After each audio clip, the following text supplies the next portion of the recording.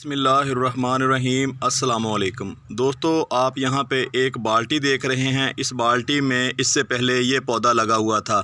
ये बैंगन का पौधा है। इस पौधे की आप ग्रोथ देख रहे हैं, बिल्कुल रुक चुकी थी क्योंकि मिट्टी में ग़िज़ाइयत की बहुत ज़्यादा कमी हो जाने की वजह से हमारा बैंगन का पौधा मुरझाया मुरझाया सा नज़र आ रहा है। इस बाल्टी में अब हम नया पौधा लगाएंगे।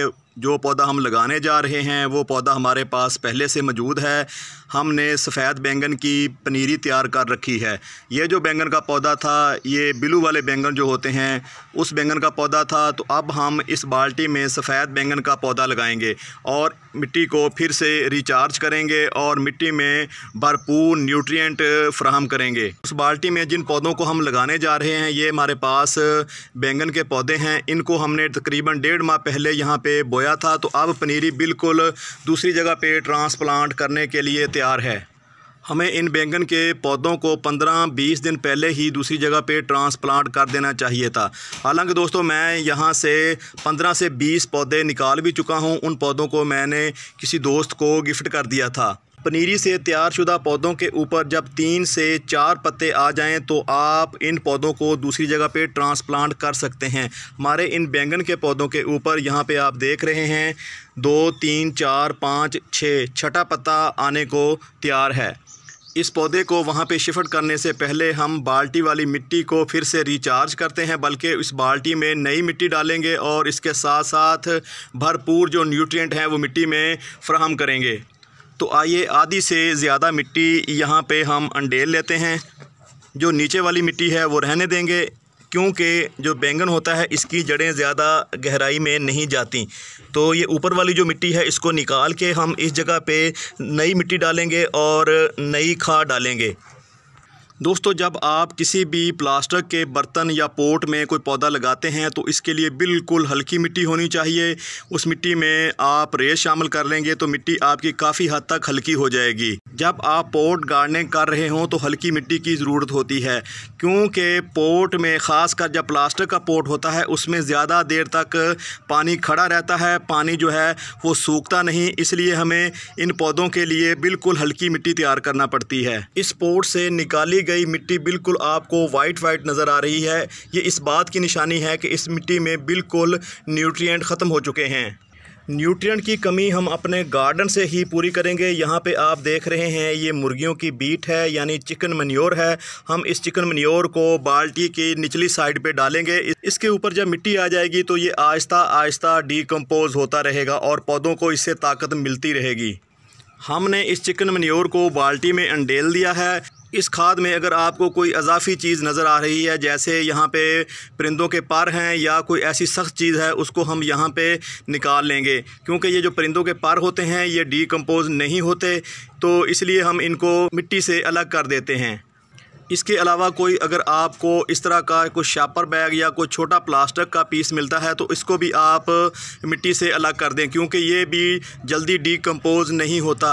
दोस्तों, प्लास्टिक को डिकम्पोज होने के लिए 15 से 20 साल का अरसा दरकार होता है। दोस्तों, चिकन मैन्योर मिट्टी में शामिल करने के बाद एक और चीज़ यहाँ पे हम शामिल करेंगे। ये है दोस्तों ग्रीन मटीरियल, जिसे हम चारा बोलते हैं। इसको हमने छोटे छोटे पीसेस में काटा हुआ है और इसको एक शापर में डाल के रखा हुआ है।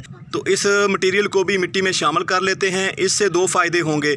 एक तो मिट्टी को ये पोरस बनाता है, दूसरा पौधों को ये ताकत देता है। दोस्तों, ये है तीसरी चीज़ जिसको हम मिट्टी कहते हैं। ये जो गमला है, इस गमले में मिट्टी तकरीबन 2-3 माह से ऐसे ही पड़ी हुई है। इसके अंदर अगर कोई बैक्टीरिया था या कोई ऐसे जरासीम थे वो बिल्कुल डेड हो चुके होंगे। तो अब हम ताज़ा मिट्टी इस गमले में डालेंगे। ताज़ा मिट्टी गमले में भरने के बाद हमारा गमला कुछ इस तरह का नज़र आता है। दोस्तों, एक और बात की वजाहत करता जाऊं, अगर आप दोस्तों फ्रूट प्लांट के शौकीन हैं, फ्रूट प्लांट अपने घर पे लगाना चाहते हैं तो आप इस तरह के पौधे लगाएं क्योंकि ये बहुत ही हार्डी प्लांट होते हैं। हर तरह के मौसम में सर्वाइव कर जाते हैं। हर तरह की मिट्टी इनको अच्छी लगती है और इनको पानी मिले या ना मिले दोस्तों ये अपनी ग्रोथ जारी रखते हैं। ये है दोस्तों खजूर का पौधा। इस वक्त हम यहाँ पे इसके साथ एक बैंगन का पौधा लगाने जा रहे हैं। जैसा कि हमने पहले भी इसी बाल्टी में बैंगन का पौधा लगाया हुआ था। बैंगन के पौधे के साथ साथ दोस्तों इसकी भी ग्रोथ जारी रहेगी। एक वक्त आएगा ये पौधा जो है ये बड़ा दरख्त बन जाएगा। ये आपको इस बाल्टी में ही फ्रूटिंग देना शुरू कर देगा। बैंगन के पौधे को यहाँ पे ट्रांसप्लांट करने से पहले मिट्टी को हम नम कर लेंगे ताकि हमारा लगाया हुआ बैंगन का पौधा एक जगह अच्छी तरह स्टिल हो सके। दोस्तों आहिस्ता आहिस्ता पानी मिट्टी में जज़ब हो रहा है। जब अच्छी तरह पानी मिट्टी में जज़ब हो जाए तभी आप पौधा यहाँ पे लगाएं। अगर आप इसी स्टेज के ऊपर थोड़ा सा गीली मिट्टी होगी तो आप पौधा लगाएंगे तो पौधा एक साइड को झुक जाएगा।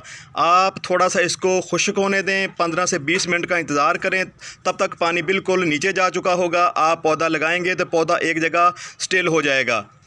पॉट गार्डनिंग करते वक्त ऐसी मिट्टी तैयार करें जिस मिट्टी में पानी ना रुके। पानी आप दें तो पानी फ़ौरन नीचे जाना शुरू हो जाए। तो इस तरह की मिट्टी पॉट गाड़ने के लिए बेहतरीन मानी जाती है।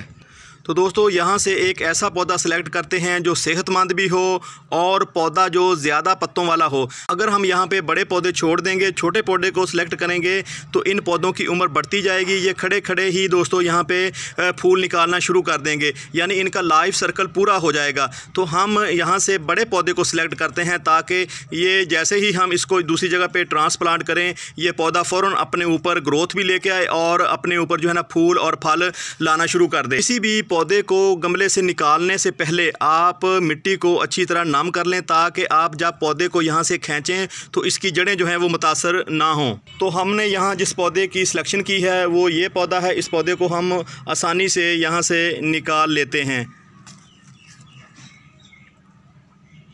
निकाले गए पौधे को बहुत ही नरमी से हम यहाँ पे इस मिट्टी में पेवस्त कर देते हैं। तो आप कोशिश करें इसकी जड़ें ऊपर नहीं रहनी चाहिए। कम से कम इसका जो तना है 1 से 1.5 इंच मिट्टी के अंदर जाना चाहिए। तो इस तरह करके इसको ऐसे हम कर लेते हैं। जब आपके पौधे का तना तकरीबन 1 से 1.5 इंच मिट्टी के अंदर चला जाए तो फिर आप साइडों से इसको कवर कर दें। ऐसा करने से आपका जो लगाया हुआ पौधा है वो मज़बूत रहेगा और इसकी जड़ें जो हैं वो गहराई तक जाएंगी और ये जल्दी फ्रूटिंग पे आ जाएगा। तो आप इस तरह करके नए पौधे तैयार कर सकते हैं। दोस्तों बैंगन का पौधा बहुत ही हार्डी प्लांट होता है। जैसा कि मैंने आपको कहा, ये जो खजूर यहाँ पे लगाई हुई है, खजूर और बैंगन का पौधा दोनों पौधे बहुत ही हार्डी प्लांट हैं। हर तरह के एनवायरनमेंट में ये अपनी ग्रोथ जारी रखते हैं। थोड़ा सा यहाँ पे पानी और देंगे ताकि किसी किस्म की पानी की पौधे को कमी ना रहे।